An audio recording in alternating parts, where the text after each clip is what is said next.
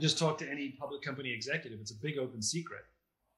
Publicly they're all shareholder driven.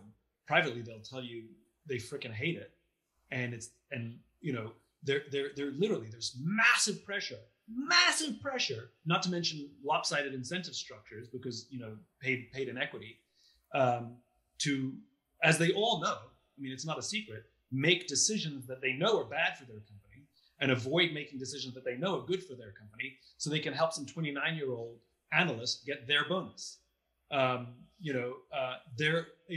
Remember, Steve Jobs ignored Wall Street, never paid dividends, didn't care. If you like us, invest in us. If you don't like us, don't invest in us, was his attitude.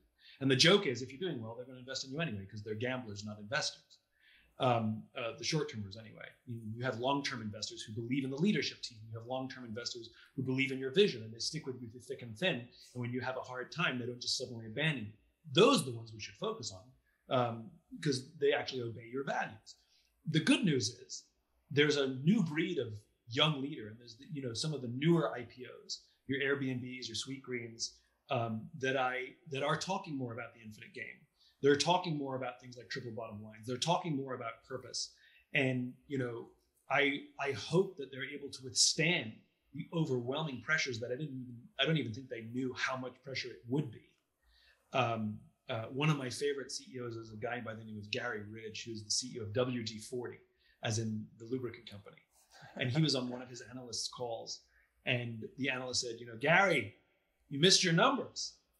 And Gary said, no, my numbers are fine. I missed your numbers.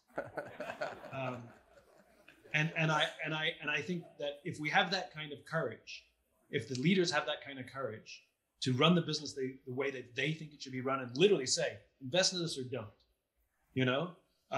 then I think Wall Street is less dangerous. But Wall Street has exerted a lopsided and unbalanced amount of negative pressure in companies for far too long.